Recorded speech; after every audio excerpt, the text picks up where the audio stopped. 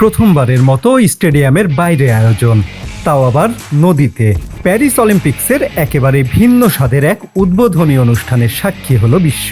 সেন নদীতে ভেতরে পাড়ে সাজানো মঞ্চ, লেডি গাগার গান, ফরাসি সংস্কৃতি ফুটিয়ে তোলা, নৌযানে দলগুলোর মার্চ পাস্ট, মশাল নিয়ে মুখোশ পরা রহস্যময় একজনের ছুটে চলা, বিশ্ববিখ্যাত মোনালিসা চিত্রকর্ম চুরি হয়ে যাওয়া, মিলিয়ন্সের তা খুঁজে পাওয়া থেকে শুরু করে অন্যরকম এক উদ্বোধনী অনুষ্ঠান উপহার দিল সিটি অফ লাভ খ্যাত প্যারিস।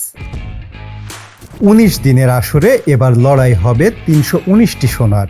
যদিও ২ দিন আগেই সে লড়াই শুরু হয়ে গেছে আর্চার, ফুটবল, রাগবির মতো কিছু ইভেন্টের মধ্য দিয়ে। তবে শুক্রবার আনুষ্ঠানিক উদ্বোধন হলো লাখো ক্রীড়াপ্রেমী ও বিভিন্ন দেশের রাষ্ট্রপ্রধানদের উপস্থিতিতে।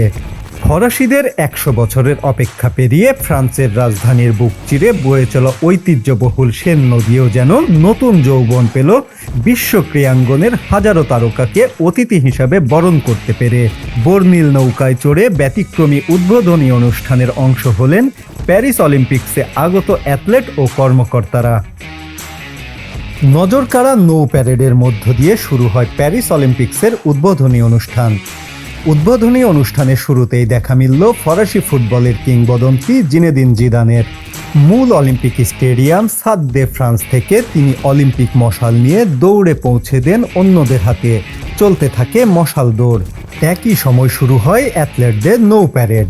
অলিম্পিকের জন্মভূমি গ্রিসের কন্টিনজেন্ট দিয়ে শুরু, এরপর শরণার্থী দল, তারপর ক্রমান্বয়ে অংশগ্রহণকারী দেশগুলোর প্রতিনিধিরা আসতে থাকে বার্জে করে। তারই মাঝে মাঝে ছিল আমেরিকান পপস্টার লেডি গাগা।